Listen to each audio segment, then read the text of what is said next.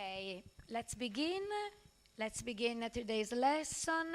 It's a pleasure today to have here two guests, two special guests. Yesterday we began to introduce Roberto Leporatti and Tommaso Salvatore. I'm very glad to have them here.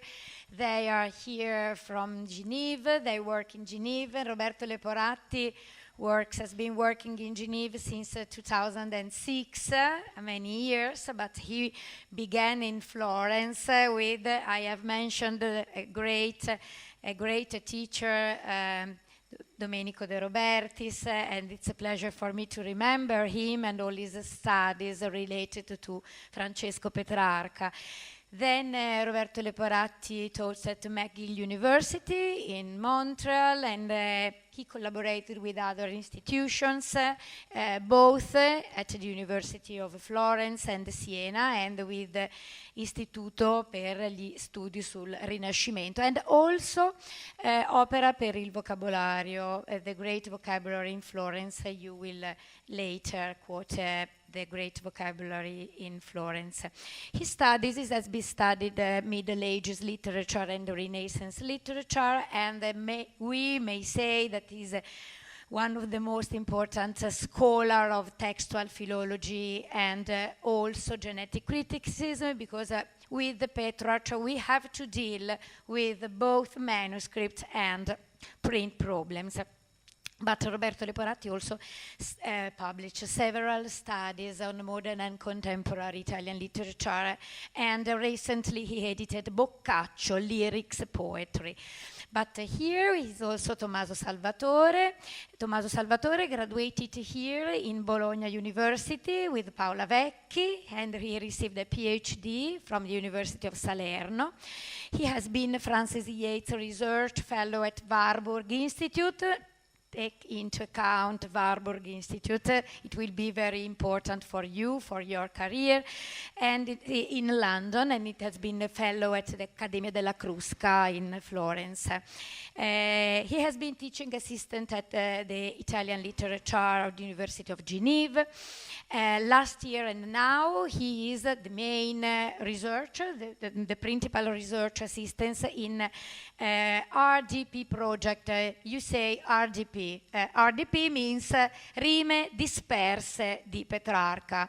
The title of their speech is Digitizing Petrarch, Work in Progress for the Digital Edition of Petrarch Uncollected Poems. And we may say also scattered poems, poems which have been not collected by the author himself. This is a very interesting case of author's will and copists, and we have spent a lot of time discussing together between author's will and the will of our copists. Tommaso Salvatore published articles on the tradition of Dante's and Petrarch in some of the most important Italian reviews. For example, Studi Petrarcheschi and Studi di Filologia Italiana. Their project has been funded by SNR.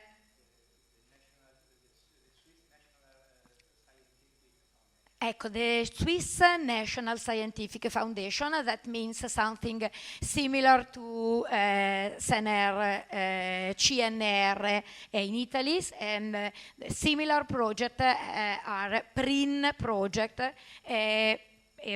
So Roberto Leporatti, Professor Roberto Leporatti, is the principal investigator of this project. So we are very proud also because this is a project focused on Italian literature and with a big amount of fund given from Switzerland. So we are also very proud. Is this the first time you introduce your project, your digital aspect of your project? Is this the first time?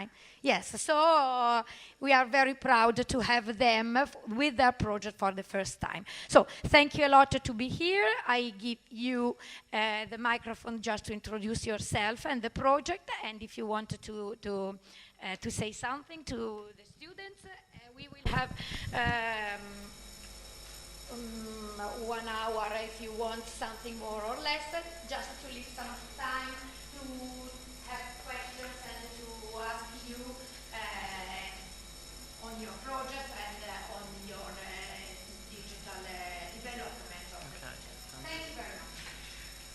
say just a few words, and then Tommaso will speak.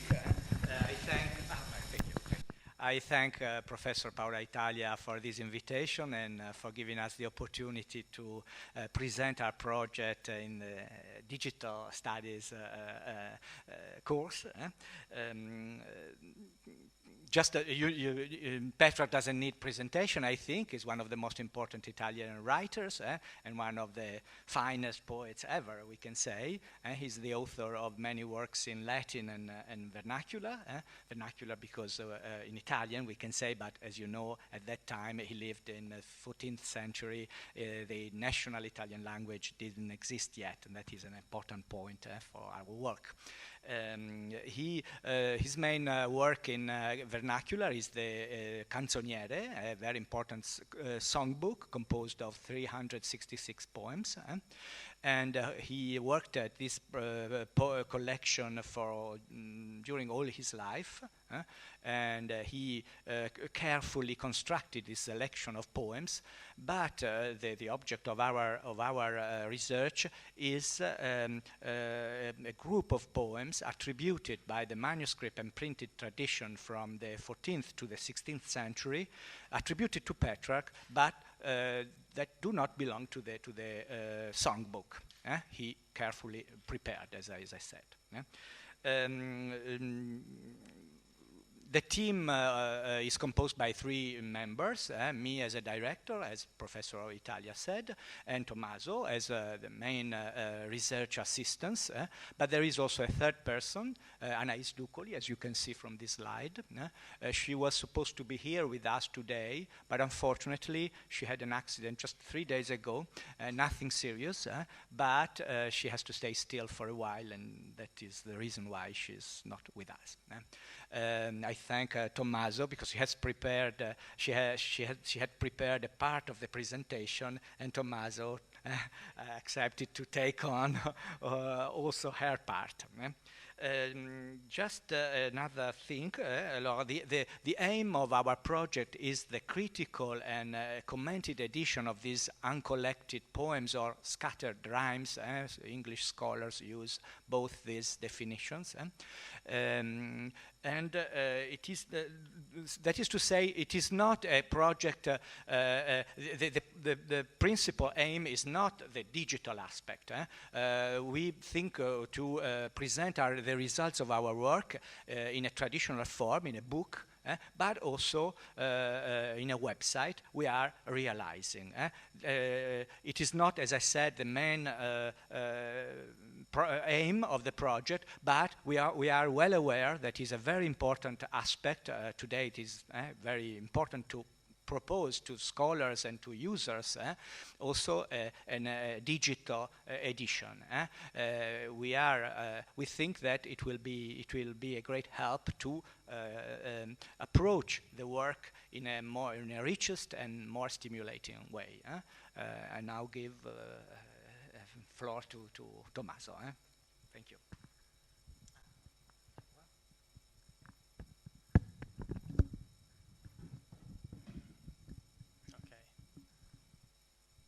Can you hear me if I speak without the microphone by any chance? You perfectly hear me? Okay, thanks. Okay, thank you very much.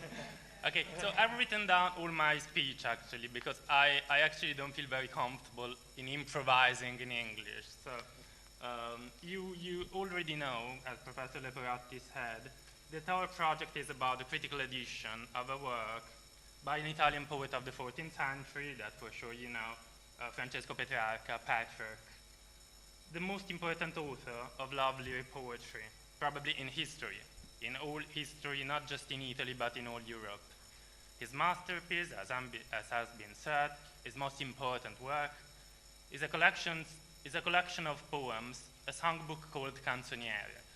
But besides the poems of the Canzoniere, Petrarch wrote many more poems, which he did not include in the collection, poems that he rejected for several reasons. And our edition intends to deal with these uncollected poems. We want to publish the edition of the poems that Petrarch left outside the Canzoniere, that he never included in a collection. Professor Italia should have told you in your previous lessons that the original book of the Canzoniere, is still preserved. We still own the original manuscript, partially by Petrarch's hand, where Petrarch collected all his poems, and now it's held, as you read, in the Vatican Library in Vatican City. On the contrary, the manuscript transmission of the uncollected poems is much more complicated than this. For the Canzoniere, we have the original. For the uncollected poems, we have manuscripts by Petrarch's hand only for a very few poems, a very few. And for all the other poems, there are hundreds of manuscripts of the 14th and the 15th century, scattered in the libraries basically all over the world, a manuscript which contain hundreds of poems attributed to Petrarch. And it is important to know that not all the poems attributed to Petrarch by the ancient manuscripts have really been written by him. I mean, if a medieval manuscript says that a poem is by Petrarch, this doesn't necessarily mean that the poem is really his. Okay, it can be a false attribution, and this happens all the time. This happens all the time in medieval literature. Actually, most poems attributed to Petrarch in ancient manuscripts are not really his. Therefore, one of the thorniest issues that we must face is to evaluate which poems can be really considered by Petrarch and which ones cannot. So this is, long story short, this is the preliminary context that you must know to follow this presentation. So we want to publish the critical edition of these uncollected poems, the poems not included in the Canzoniere, and together with this, we want to develop a digital edition of them. And the digital edition, obviously, is the part of the project that we want to present to you today. So how is our digital edition structured? What does it consist of? Our digital edition intends to provide 3 tools. Better for you to open your video, because in your video it's possible to see directly, because from this point it's not very clear. To read, because so they have a video as well.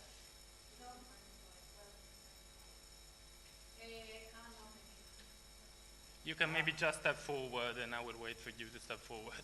You can just sit for you. Okay.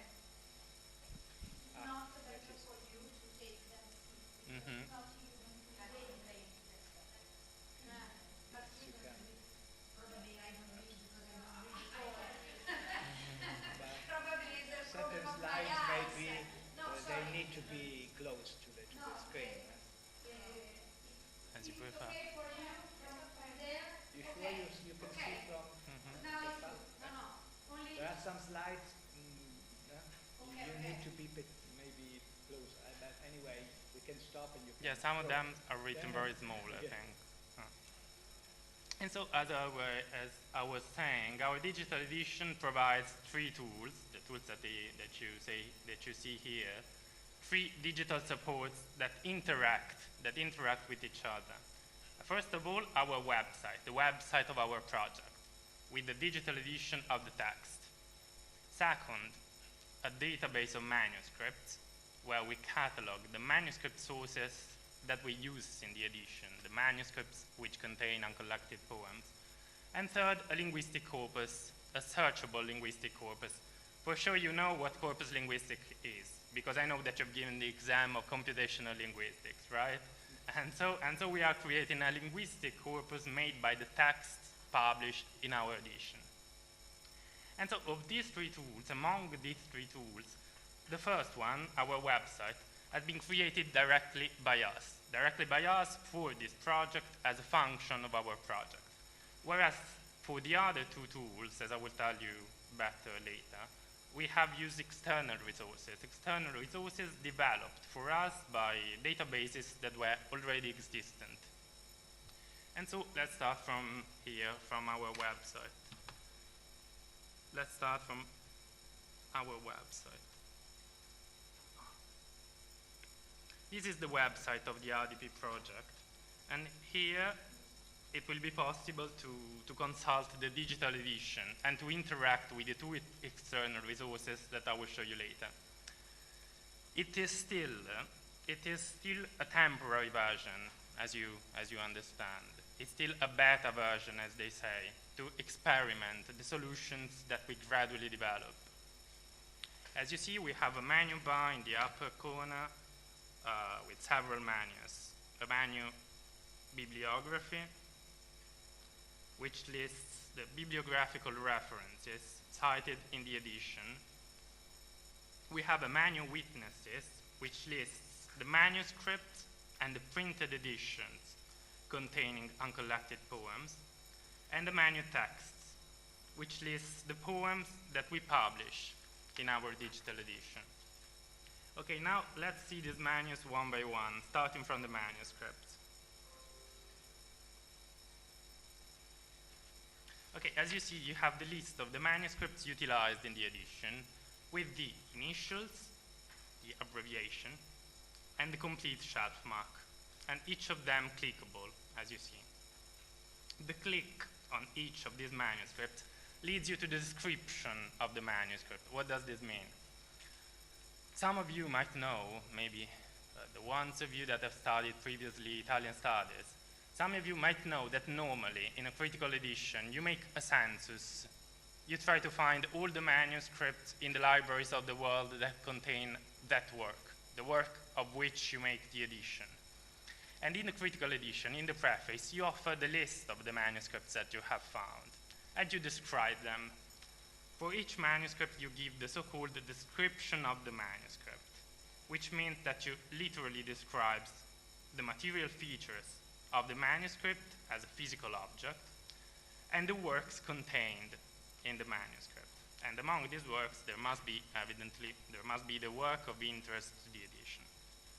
Now, our critical edition will include the census of the manuscript, and therefore, our digital edition will include, in the same way, a digital census of the manuscript.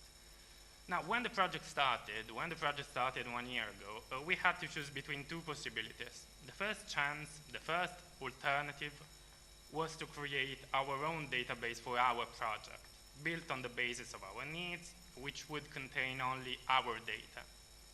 And the second possibility was to consider the databases already existent, and to choose among them a tool which was ready-made, already used in our field, already consolidated in our field, and which included not only our project, but several projects.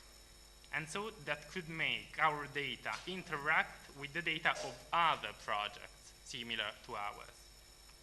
And we have chosen the second option, as you understand. We have chosen the second alternative. We have chosen not to have a project which was a standalone unit, an isolated project, but we have chosen to become a part of a broader network of resources. And this is the instrument in question that we chose as our catalog of manuscripts. Mirabile. It is a quite famous network of databases, quite famous, widely used by scholars of medieval studies, called Mirabile. What is Mirabile then? Mirabile is the website which includes the several databases developed by the research projects of two distinguished institutions for medieval studies, namely the Franceschini Foundation, FEF, and the International Society for the Medieval Latin Studies, CISML. So each project promoted by these two institutions has created a digital resource with the data collected. And all the databases of the projects included, promoted by the FEF or the CISML, all these databases are connected in Mirabile. Therefore, Mirabile is the website that units all these resources. Its purpose is that you can surf interactively from one to the other, and you can contemporarily run a search in all the several databases. And we have joined, we as RdP Project, we have joined Mirabile as one of the projects that are part of it. We're going to be one of the projects included in Mirabile. So as a project, we have our own section in the website, the RDP section. And in this section of Mirabile, we will enter our data, the data that we collected about manuscripts of Petrarch's poems. We have uploaded, as you can see, we have uploaded a list, a first provisional list of the manuscripts of interest to our project. We have already prearranged a list of 210 manuscripts with the location, as you see, with the location of each, and with the location and the shelf mark of each manuscript. In each of these shelf mark, you must fill the description of the manuscript once you have seen it and consulted it. The description of each manuscript is made up of two sections, the so-called external description and internal description. If we select a shelf mark, for instance, this is a manuscript that we haven't described yet, so the description is empty. If we select the shelf mark,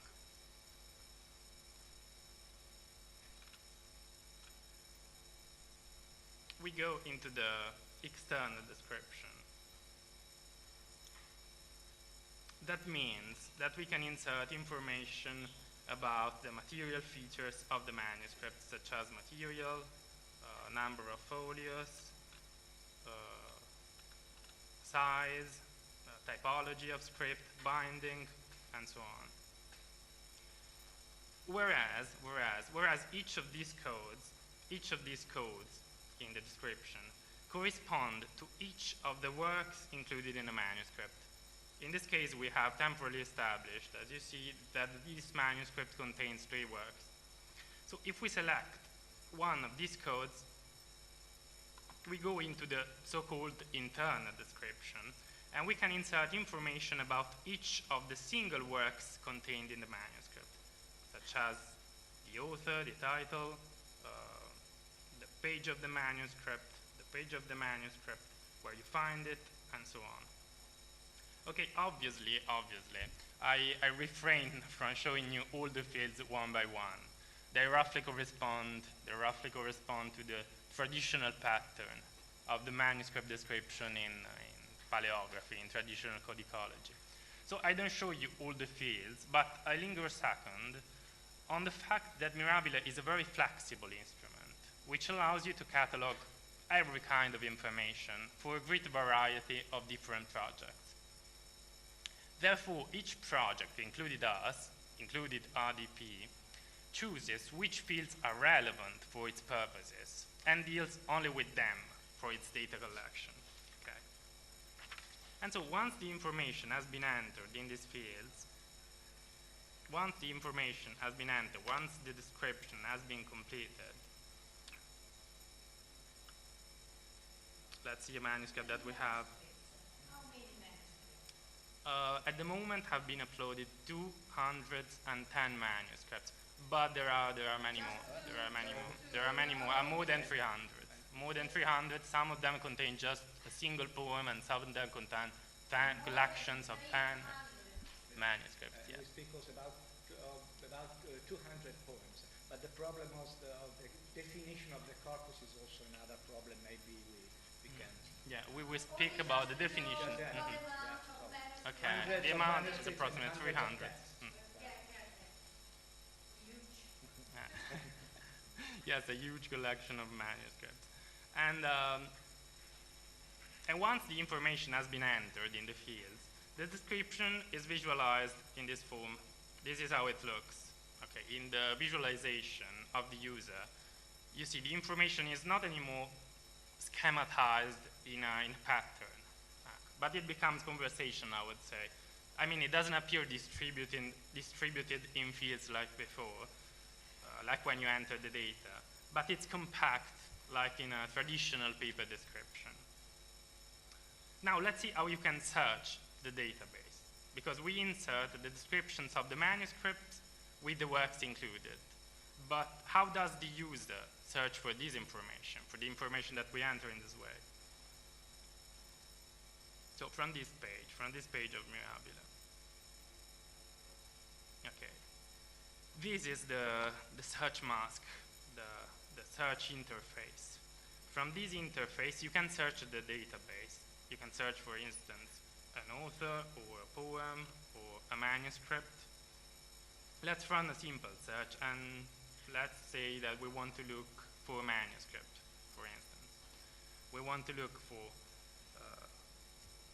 the manuscript Acquisti e Doni 831 of the Laurentian Library in Florence.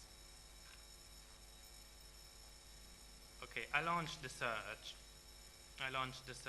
and here is the description of the manuscript that we have previously uploaded with its material features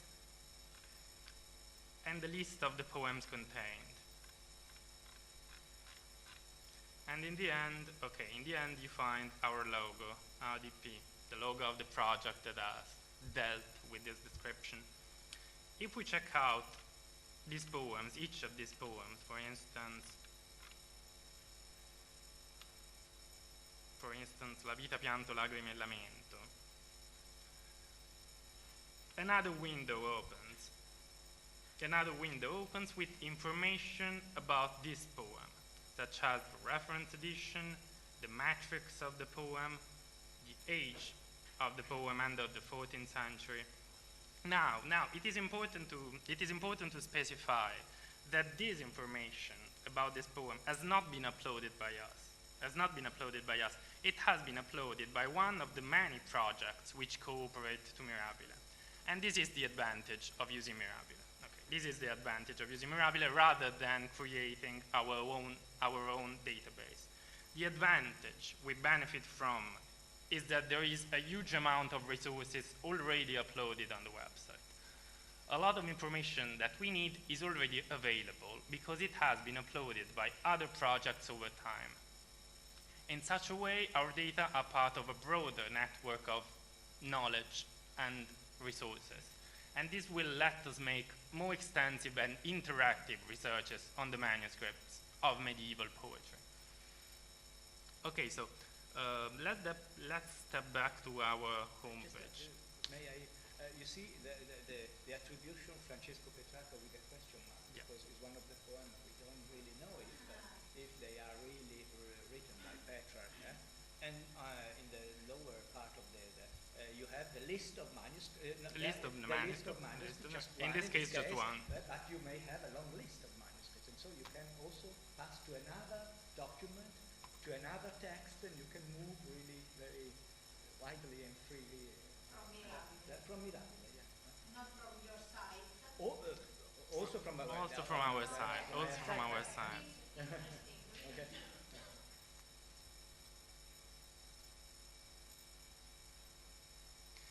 So we have seen the manuscript menu, and we have seen from the manuscript menu how we can consult the digital description of the manuscript on Mirabile. Now let's move on to the printed edition.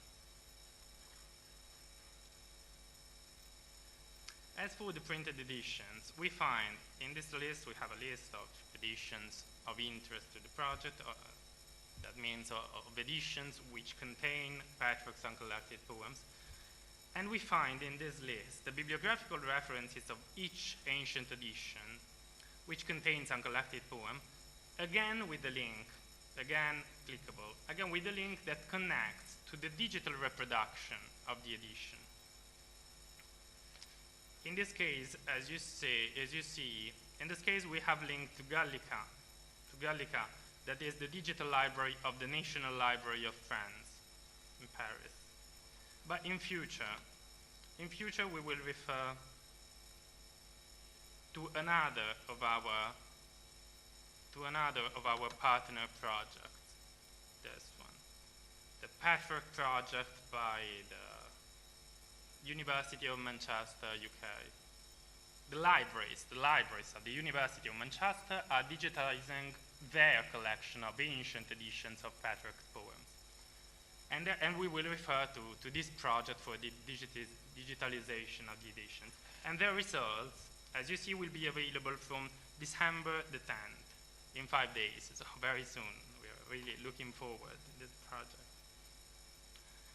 And lastly, we have a menu entitled Texts, where we can finally find, in the menu Text, we can find the proper digital edition.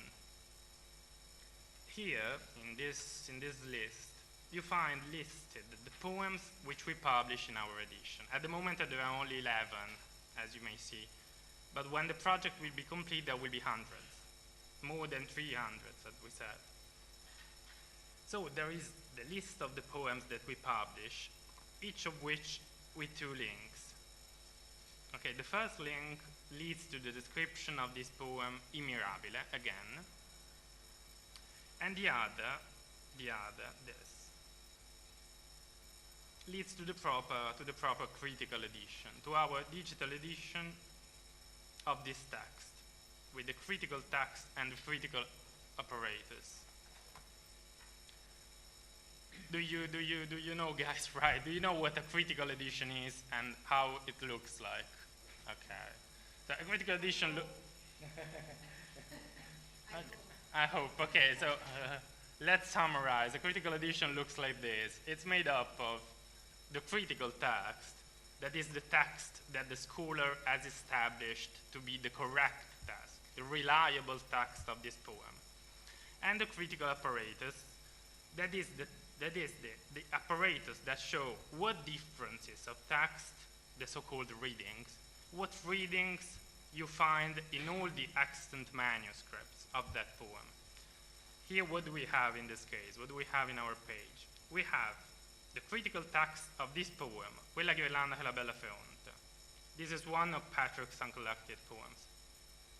And this is the provisional critical text that we have established.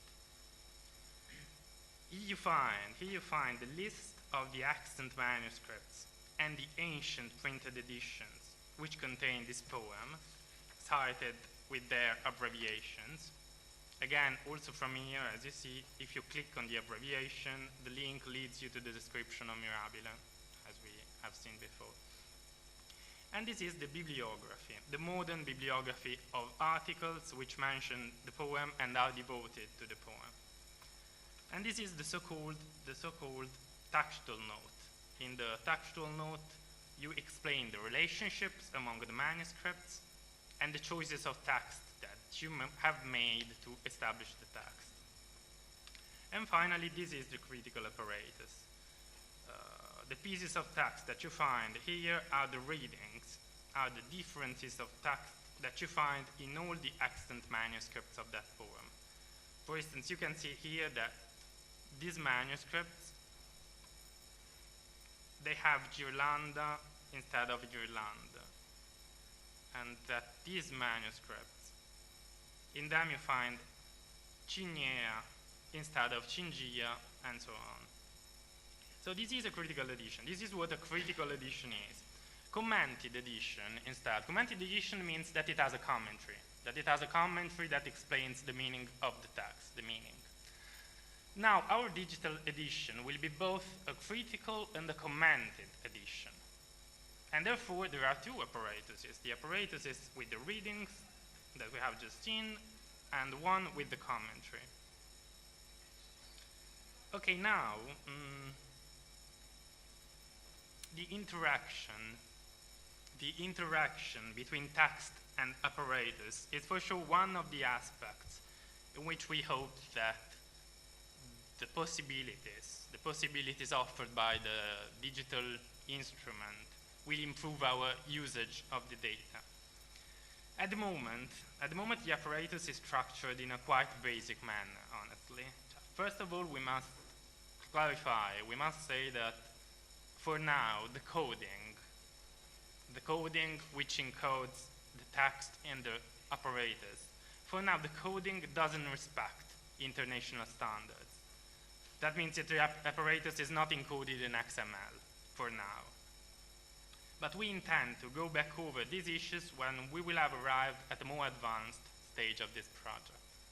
So at the moment, as I was saying, the texts are encoded in a coding developed by us, very elementary, which merely divides the text into verses, the apparatus into verses, and which associates the text to the apparatus verse by verse.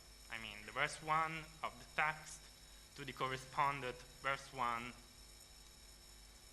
of the apparatus, the verse 2 to the verse 2, and so on. And it appears in this way. When you click on the verse, for instance, che spesso il coro mi morde mio risana, the verse 6, when you click on the verse, the piece of text is highlighted, and at the same time, the relative portion of the critical apparatus and of the commentary are highlighted too. Moreover, as you might have noticed, when you click on a verse, two icons open, as you see. The first icon that opens when you click on a verse, allows you to visualize together the apparatus of the readings and the commentary.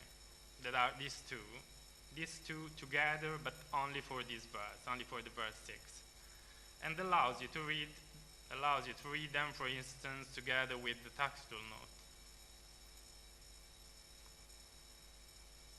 The textual note explains how the editors have chosen a certain solution. Yes. Text, yes. Yes. And you can verify the apparatus, all the different.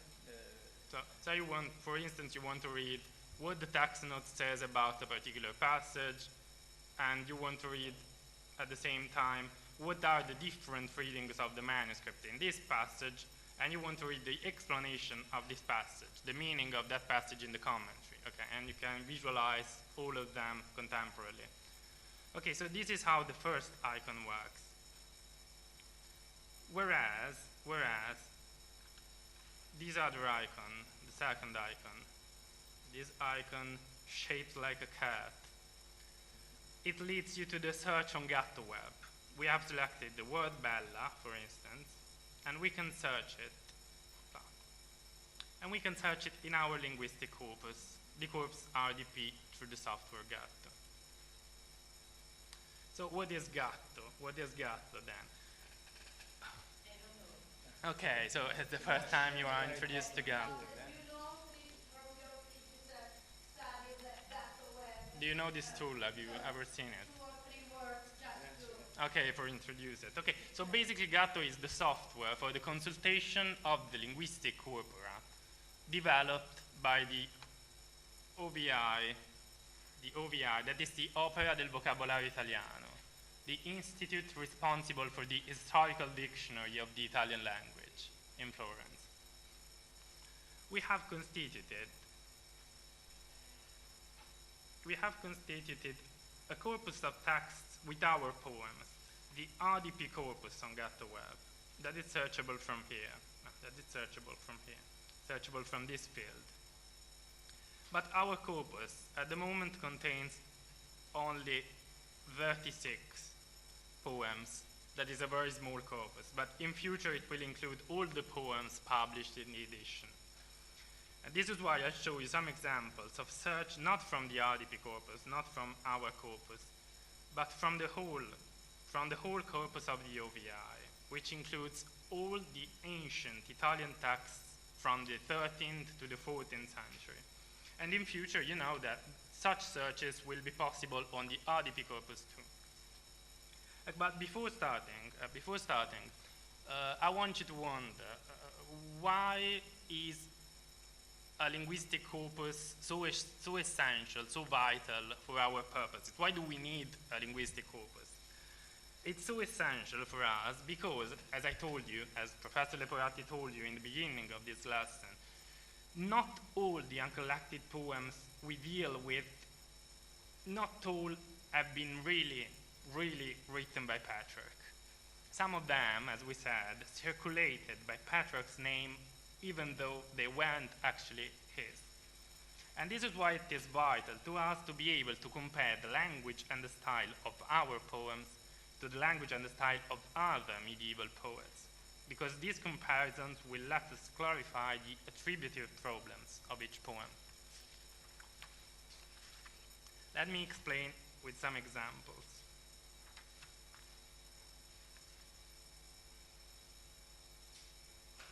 So the software offers various possibilities of search, some of them very sophisticated. For instance, starting from the poem that we have just read, starting from Quella ghirlanda che è la bella fonte, we want to see in ancient Italian how the adjective bella is used, for instance. Obviously, we can simply search a specific form, and we can simply search bella, and we will find all the occurrences of the word bella in ancient Italian. But more finally, we can also launch a search by lemma here, by lemma. What does it mean? It means that we search, for instance, bello, the so-called head word, the lemma, and we will have all the forms of this lemma. All the forms of this lemma in ancient Italian. So bello, belli, bella, belle, the singular, the plural, the masculine, the feminine, bellissimo, the superlative, and all the regional variants of this word in the Middle Ages. For instance, Baggi, Belli. Different regional variants, because every region has had its own dialect, we would say today, but it is not correct to say dialect. Yeah, every region has its own vernacular language. There wasn't the united Italian language. There wasn't the official Italian language. Okay, there were many vernacular dialects scattered in every region, and so we have all the different forms of the lemma that we have searched. I can select all of them. And I can search all of them if I want to, but I can also select only some of them. For instance, let's say Baggi and Belli.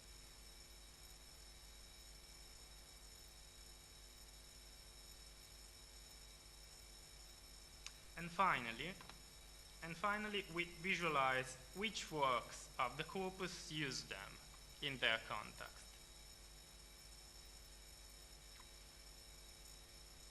We can also search co-occurrences of two words together. We can also search co-occurrences of two words from this option. For instance, we want to see what other works in ancient Italian use the same phrase bella fonte, that we found in the poem Quella ghirlanda.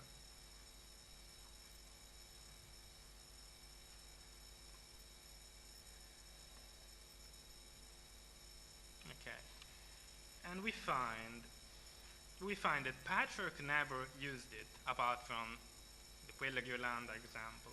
Petrarch never used it, but there are some quite similar examples in two other poets who lived in the same period of Petrarch, namely Antonio da Ferrara, della sua bella fonte e sua chiarezza, and Francesco di Vannozzo, con bella e alta fonte, who used the same words, the same phrase bella fonte. You can also search only words which rhyme, only words in the rhyming position in poetry, with this function, remind you. For instance, in Quella ghirlanda, we find the word risana in the rhyming position. You remember che spesso il cor mi morde e mi risana is the verse that we read together. And we want to see, for instance, what other poets and what other poems use risana in rhyme in medieval Italian.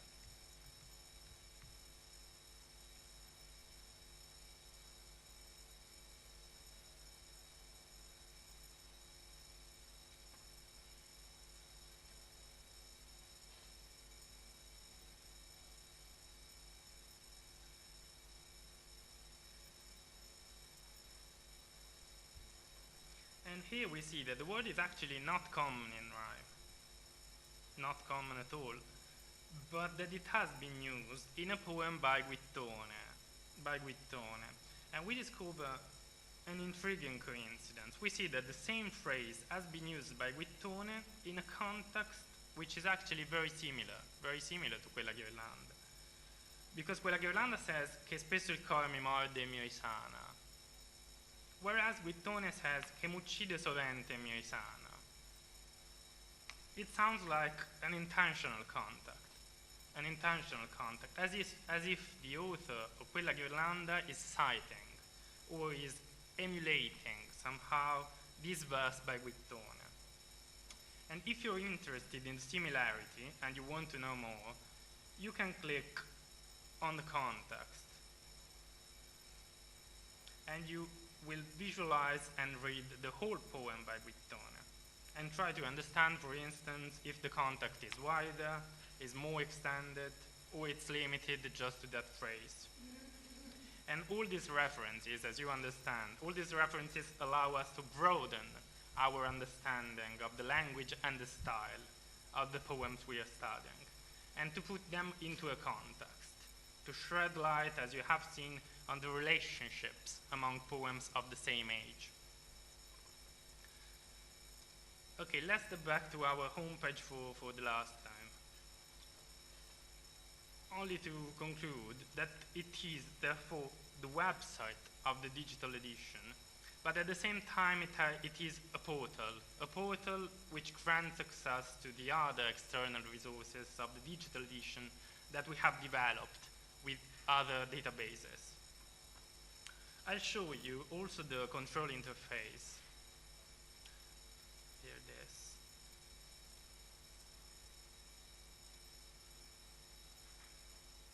This is the control interface. The contents of the website are entered, inserted from this control panel. As you see, in these sections, we insert the same information that we have seen before in the manus, the text, the manuscripts, the printed editions, the bibliography, the same information that we have seen before in the manus of the website, but now seen from the inside, from the control panel. Okay, and I conclude only just with a few words about this page entitled Introduction. This page is empty at the moment, honestly. It's empty and it will be empty. It will be empty until the edition will be at the end or nearing the end. But we expect that the possibilities offered by digital humanities will allow us to improve our results, especially in this page. In particular, we would like to retrace in this page introduction the historical collections of the poems. Let me explain. So as I said, the uncollected poems have not been collected by Petrarch. So how can I say the historical collections of the poems? So the uncollected poems have not been collected by Petrarch, have not been collected by the author, but they have been collected after Petrarch's death by readers, by scribes, and they have circulated in manuscripts, especially in some typical series, in some typical groups. Now, in the traditional paper form, because we will have also a traditional paper edition, in the traditional paper edition, we will put together all these groups and we will make just one big collection of hundreds of poems. But we think that the potentialities offered by digital humanities should improve our consultation, especially on this point. In fact, in the paper edition, you must make just one choice. In the digital edition, all the choices can interact. And so in our paper edition, we will choose just one order of the poems. There are some criteria to follow to choose the order of poems in the critical edition that you make. So in our paper edition, we will choose just one order. But in the digital edition, we wish there will be several possibilities of arrangement, according to the several collections circulated in the ancient manuscripts. We would like to see all these historical collections of poems reconstructed in this introduction, and we wish it will be possible to move from one to the other interactively. This is how we imagine this page introduction. And that's it. And now I want to hear your suggestions and your recommendations or questions on how we can improve the instrument that we are developing.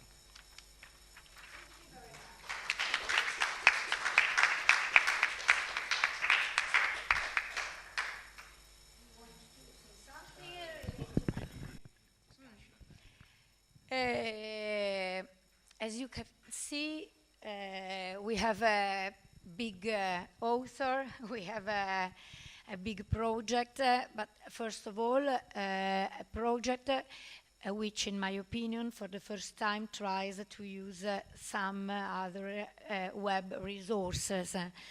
On the contrary, sometimes, or in all the cases, when they develop a digital edition, they begin to rebuild again. They use sometimes common coding, but they begin to develop the edition inside itself.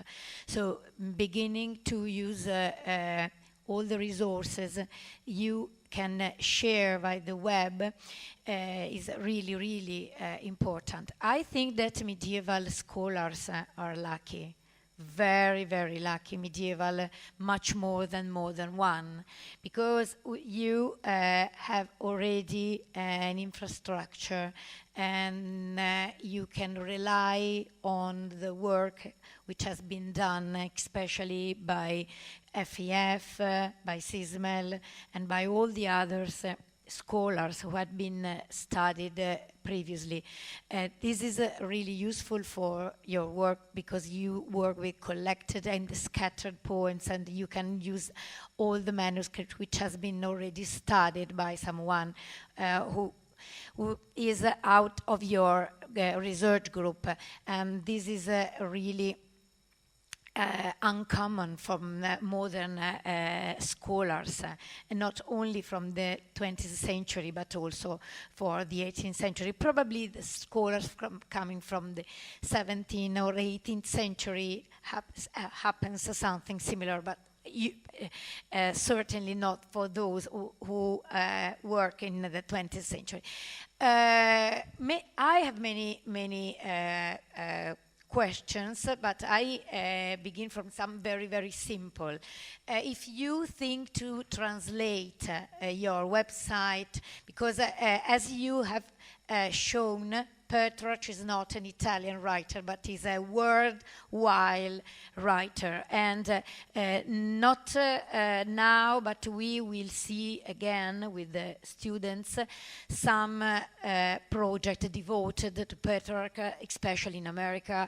And so I think it is really something to spread all over the world. So if you make such an important project, is necessary just to translate. But this is a very simple thing. Secondly, if you think to share all the resources you can find in the web environment, not only for the manuscript, but also for bibliography. Because as you know, now many texts are available in the web environment.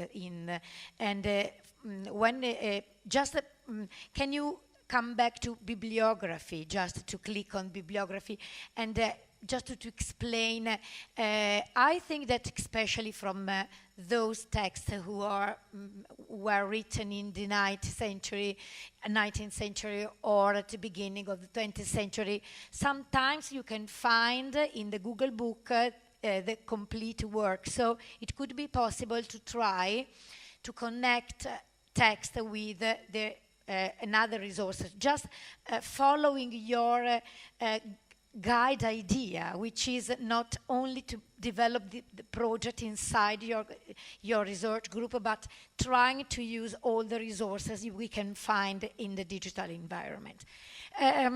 Because sometimes we find that the evaluators want our project to be interoperable.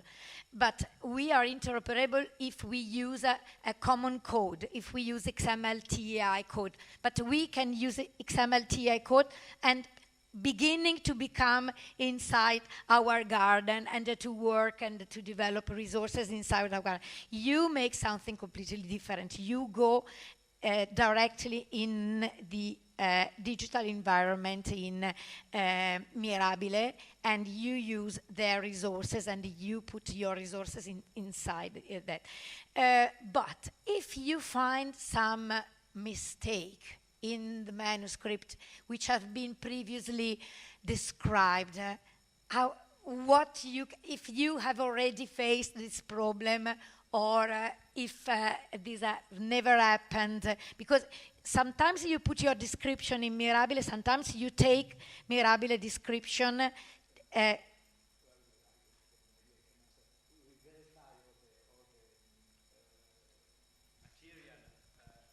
Which is already in Mirabile.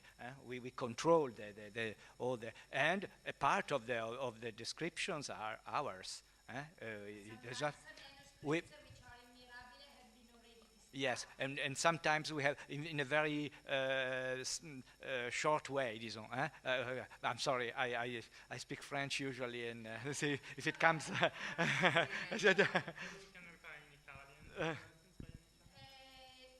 No, but we can. If you're passionate, we can try in English. You're just okay. Okay. So often we adapt Mirabile's descriptions to our project. Sometimes you take their description, because if the code is the same, it is not worthwhile to describe the codex again. Sometimes codices may be the same. Yes, they are. Yeah. But for instance, when the description in Mirabile is already complete, we don't do anything. We verify. Sometimes there are mistakes or something. We You are not allowed to correct some other project. No, Mirabile, they are allowed to do it. If we tell them that there is a mistake, they, of course, yes, of course. Because sometimes you think that sharing a platform may be really difficult, because it's how to work not in your building but in a city. And so the Mirabile is something like the administrator of a city with many buildings. Just to say something similar, your project is a building, you have other projects, you live in a city, but someone may be in charge of the description. And this is not so common and not that easy, just to allow someone. If I make a project and I go into Mirabile, I would like to know how to correct it. Is it right or wrong to correct it? This may be a problem. I don't say right or wrong, but this may be a problem. But you have Mirabile like something above all project, and Mirabile is in charge of every project. I think they usually do this. Anyone can suggest them a change or a correction, and it takes some time, but they do it. Yes, but sometimes the corrections are not easy, because sometimes you can correct not the description because it is not as long as 15 centimeters, but the correction is, in my opinion, the author is not this one, in my opinion, you read another word. Sometimes you may correct something very hard. It's only a question because Lord is the first project we have seen together, which shares a big platform. And another question related to the sharing of resources. Did you think to use Italian library in Funavola project? Because in Italy we have Biblioteca Italiana. Biblioteca Italiana is a very big project founded 20 years ago. They provide a collection of Italian text, reliable text, but they also have collected a huge series of Funavola. Funavola are those texts were printed at the beginning of the invention of the paper, before 15th century. So They provide the reproduction of the full incunabula, so probably some incunabula are the same, so you can use not only Manchester Digital Collection, which is specifically devoted to Petrarch, but probably some other collection of resources which may be useful to read.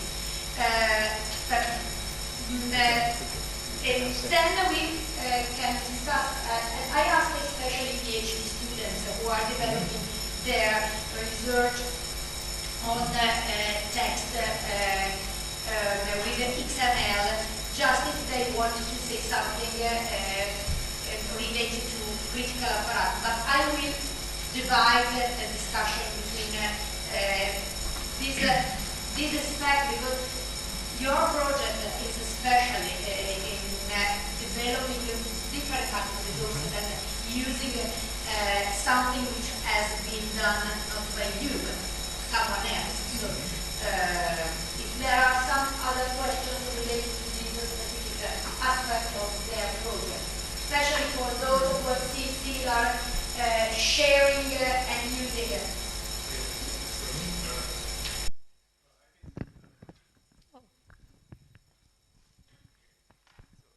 First of all, thank you for the presentation. I have two questions. The first one is linked to Professor Italia's question about linking your data and with other tools, external tools. So it's about semantic web. So I don't know if you are familiar with semantic web. Okay, so it's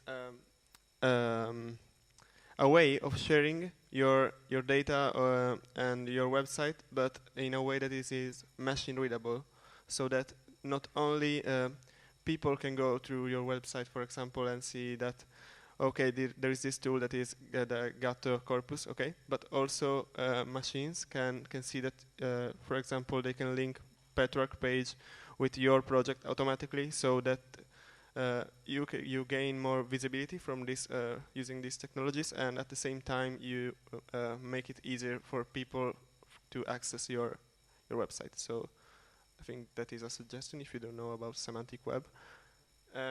And the second one is a more general question. So as we've seen the visualization part of the website, it's really, even if it's not final, for example, with the linking with the comments and the apparatus, I think that this is a way to make it really faster for people to look for that specific information. So with that in mind, why do you think that it's still a necessity to print use a printed edition when we can more easily access the information, and maybe it is easier to read in a digitized edition such as yours? Let's answer because it's a long list of questions. Okay. Okay, I will speak without the microphone because I already feel uncomfortable with the English, and I feel even more uncomfortable with the microphone. So I try to reply in order to all your very interesting questions. So first of all, maybe the simplest one, to translate the website in other languages. Yes, I think this is a priority. Thanks for the suggestion, and we will do it for sure. We never spoke about this, but I was thinking about that. Because the textual notes in particular and the introduction will be very difficult to read. It is not easy. It won't be easy. Also for Italian, it won't be easy. It's a very technical treatment of the subject. An English translation is, I think, essential. We may think to demand a fund specifically for this. I think there will be an answer. It is very important. We also have the problem of French. Our university is a French university. Both translations maybe will be too much, but certainly if we have to choose, English would be the also because English forces our Italian to simplify the construction of the phrase. Because when we are forced to translate, we have to simplify our syntax coming from vocabulary, you know. And so we are obliged to make something easier. One idea, they say, one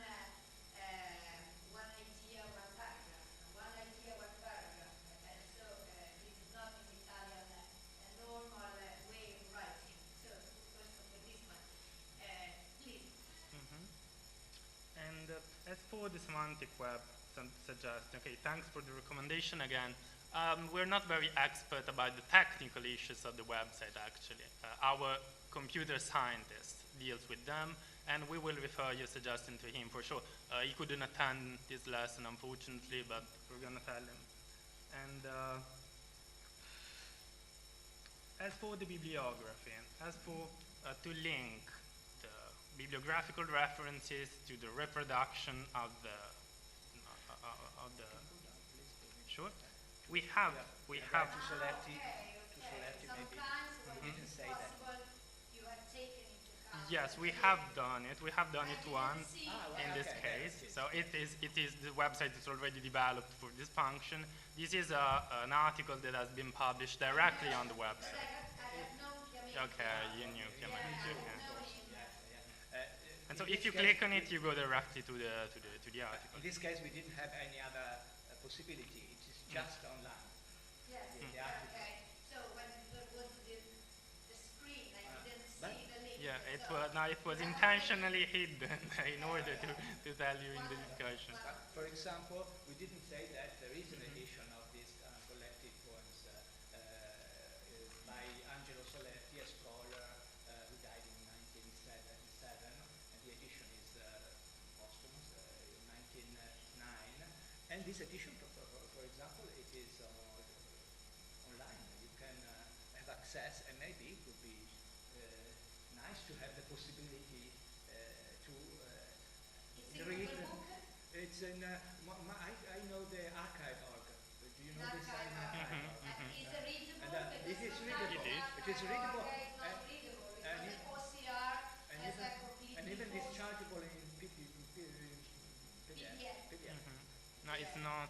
Yeah, it hasn't been converted in OCR. It's just scanned. yeah. It's the scanned edition. You can scan it if you make the conversion from OCR. If you make the conversion of the OCR, okay, Okay. it's So terribly if you converted. There you can No. read the selected edition. At the moment, no, but we can develop easily. In 2 seconds, we could do it. Yes, of course. It is another possibility. Solution just to discuss. Soletti, for example, it will be in the bibliographic note of single text. Soletti will be present almost every time.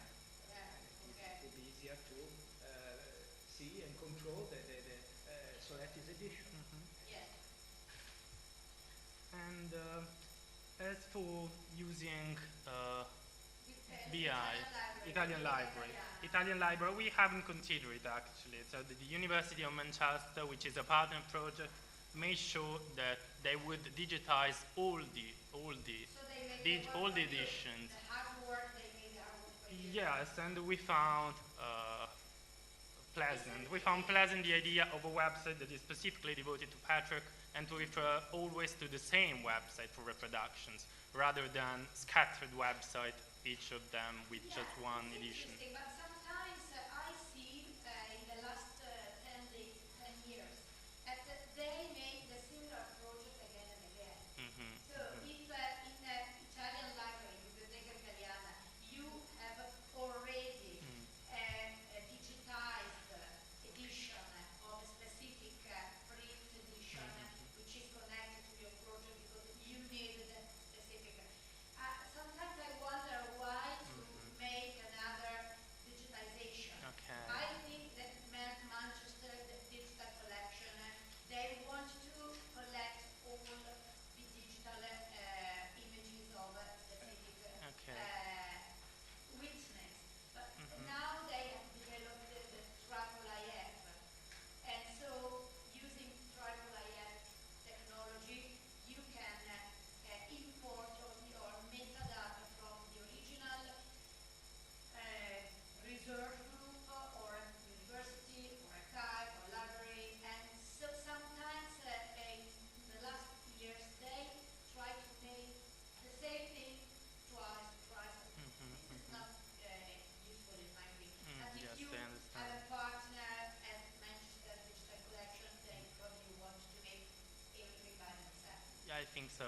And I also think they want to give value to their collection because the editions that they digitize are their collection of editions. Their real material. Yes, Material, yes, yeah. they belong to the Manchester Libraries. But they have all the books. They say so. They say so. Almost all. If I As far as they in say. the previous year, everything that was related. No, it is a collection that comes from Mr. Yeah, from Rylands, collectors over time. Yeah. Okay. The owner that left to the library. John Rylands. Yes, John Rylands.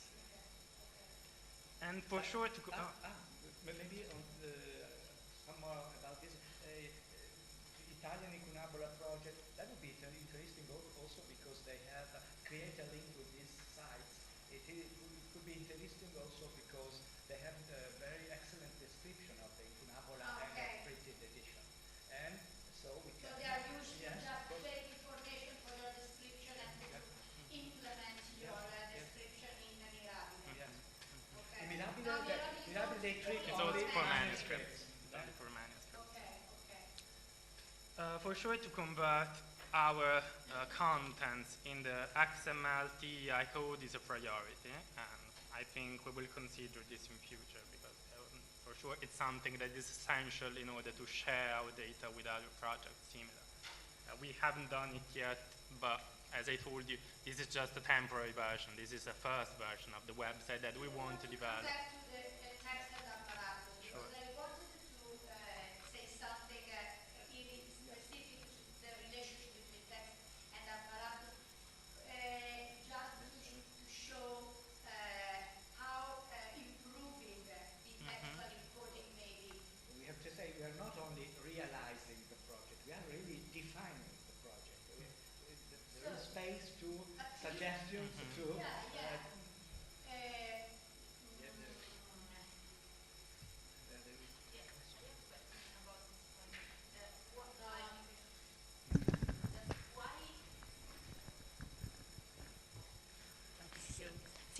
Why at this state of the work have you decided to code the apparatus without using the XML-TI standard? I mean,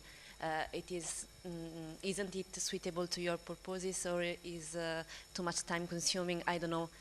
Probably this is the reason. Okay. It needed too much time for a first version of the website, and also it's much more laborious to encode text with XML TEI, and we don't have any of our researcher at the moment who deals specifically with this aspect. Yes, and so a very simple, a very light code was ideal for our purposes at the moment. Thank you. We would like to discuss about this with our new digital humanities professor at the University of Geneva. We are going to meet her, and that is one of the points we would like to discuss with her. I think that another reason why this is a project focused both on philological side and on linguistic side. And this is a specific point, the specific interest of this project, in my opinion, because usually when you see, and I say because the students must write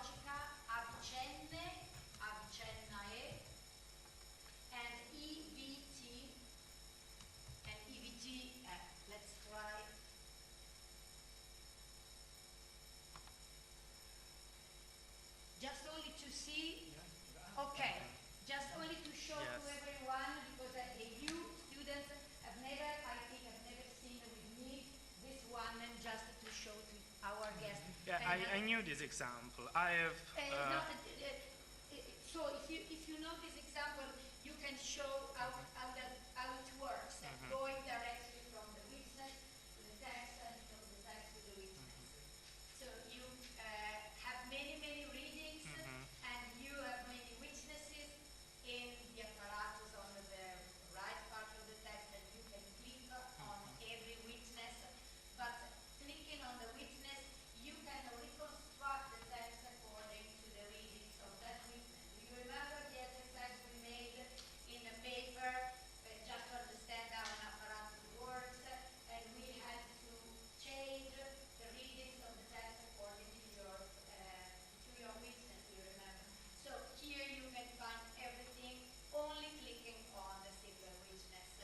And I think that this is quite useful, because you use apparatus way to represent readings in a very concise way, but you always have the possibility to read the text which is offered by that specific witness, manuscript or print. They have also the interpretation, the sources, because with Avicenna they have everything. But I think that when we want to think on digital scholarly edition, this may give us some suggestions, some ideas. I don't know if you already... I already knew this example, and I think it works very well on Latin texts. I'm not sure it works so well on vernacular texts, because as you know, Latin and vernacular... They are Latin, but they made other example with ancient English, Codice Terracino, or Vercelli's book. I made an example with the same system with Gato. Okay, I think it's different, because Gato... we have many witnesses, manuscripts, typescripts, and two prints, and we have different readings. So the idea is the same. We have a text, an established text, and we have apparatus critical, and we clicking on a single witness of that specific reading may read the entire text, changing according to this specific witness. And I made an example, but it's not easy to find. But I wanted to show Avicenna, because they have a huge number of witnesses, something similar to the scattercodes of Petrarch. Yes, we have asked the Professor of Digital Humanities, the new Professor of Digital Humanities at the University of Geneva, as Professor Leporatti said, to deal for us right with this issue, with the issue of how make the apparatus interact efficiently with the text and witnesses. Because if I see your screen when you show text and apparatus, I may describe this edition like a digitized edition. Yeah, I know. Okay, I understand. Because if I print the screen, we said, what is the difference between digital and digitized? And we said, I am saying something just to connect our lesson with the previous lesson. And we said, if we print, everything changes. And if we print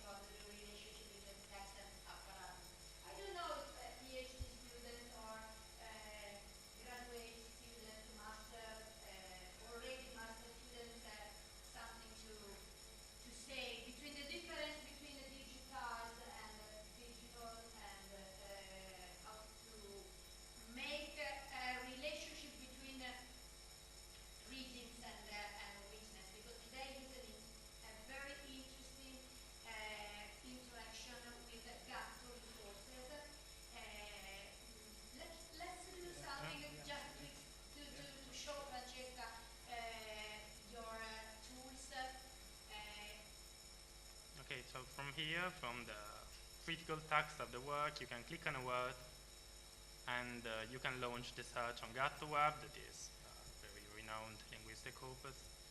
And for instance, you can decide to look for the same word only in the rhyming position in poetry. And here we go.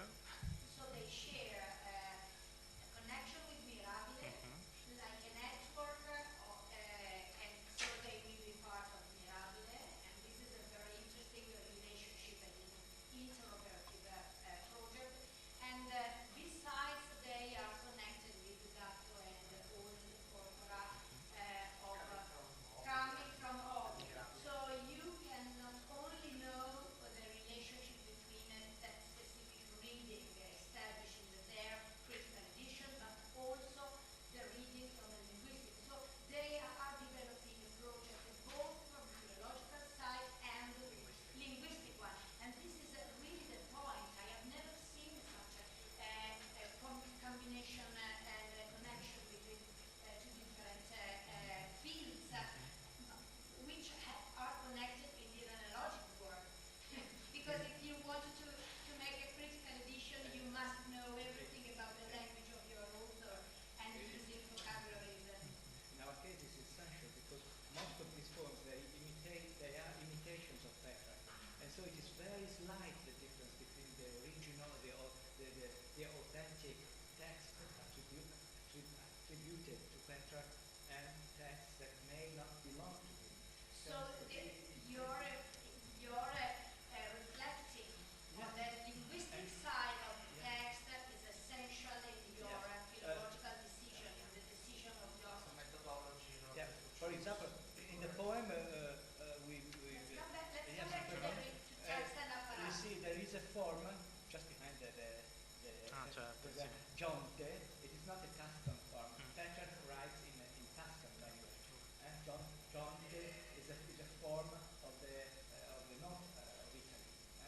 But it is very complicated for us because it may be one of the reasons for why Petrarch didn't accept this poem in his songbook. Yeah. Because yes, he writes in Tuscan, but he lived in the north of Italy. Also So Milan. why not to use? There was not a grammar, an Italian grammar yet. That is the So kind it's of problems it's an we have always to face. ongoing project because you can develop also linguistic ideas and you can know something more which changes your decisions related to your critical edition.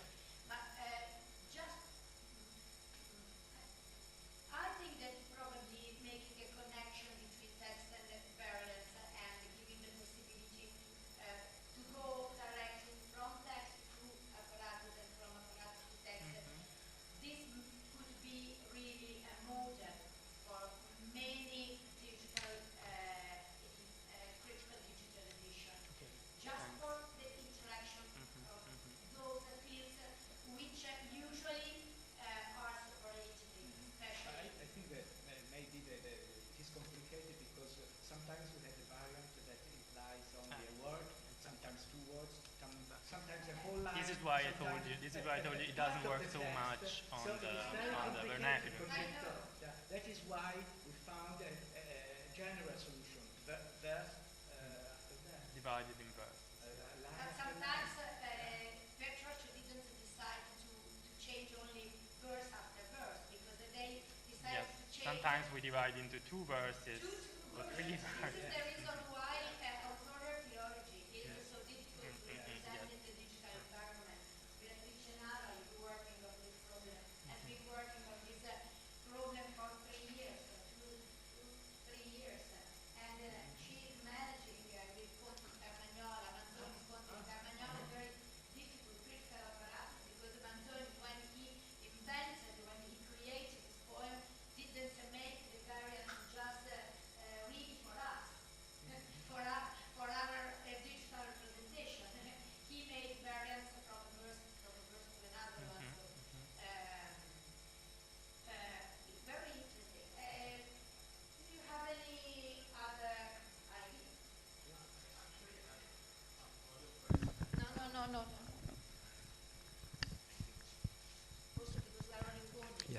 Thank you.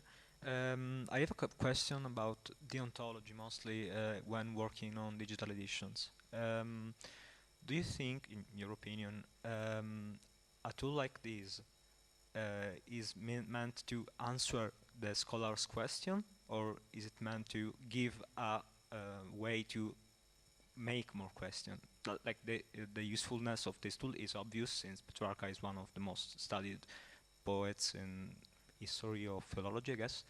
But what is your task? Do you want to give access to more questions, or just to give to make more questions? Okay, I think.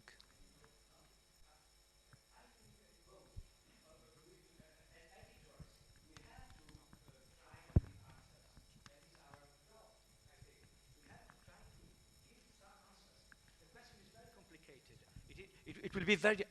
We know that we won't arrive in every case to establish if a poem is Petrarch's or not. There will be always a margin, can we say that, of doubt. Okay. So, but we try to offer to the scholars.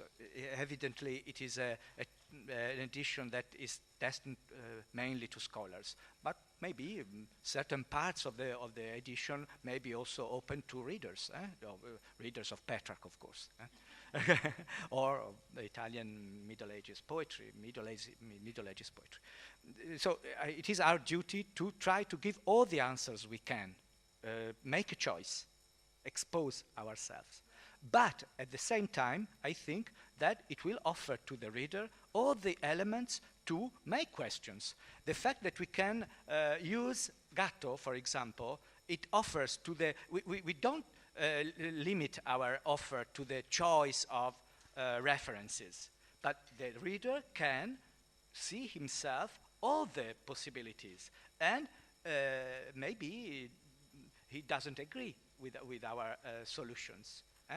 And the possibility to pass from an author to another author, to a manuscript to another manuscript, it creates, I think, curiosity and questions.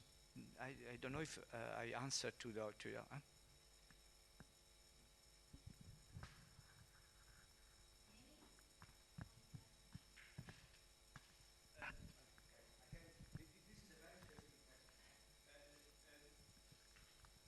Usually, in critical editions of Middle Ages authors, you have poems attributed sure, and a certain number of doubtful poems. Rime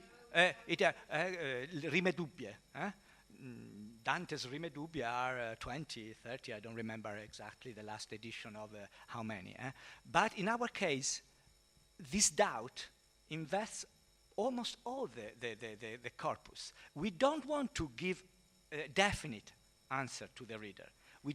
We want mainly offer to the reader the possibility to make his own opinion. And so that is a way to solicit questions, I think. Okay? It's a very nice question. Yes, related to this topic, I would like to ask if it's possible, for example, see some images of the witnesses or some yes, exactly, some representation that it's more similar to analogical.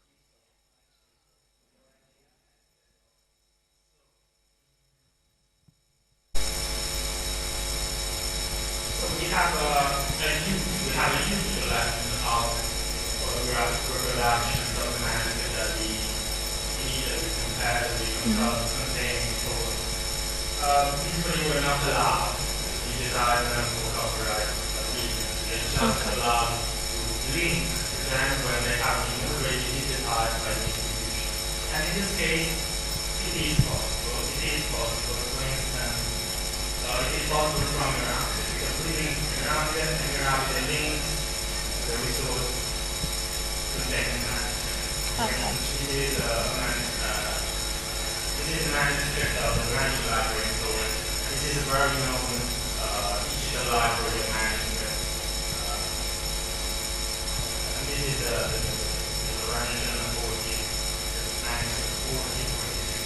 and one of the manuscripts of Hebrew. So it is possible, sometimes it is possible with the passage, with one more passage from our website, from around the resource, only when it has already digitized the link. I think that they will become more and more available because the institutions are digitizing everything. So I think that if we will, if you will come and I invite you in the next 3 years, I think that all of these manuscripts will be linked, and with the disciple I have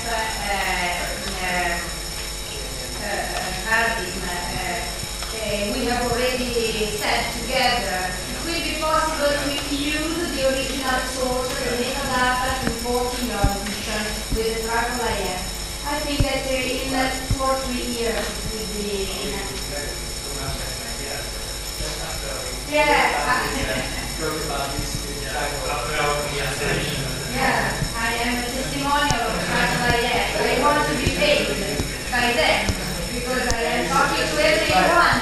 Because I think it's really, really useful and moving of every project.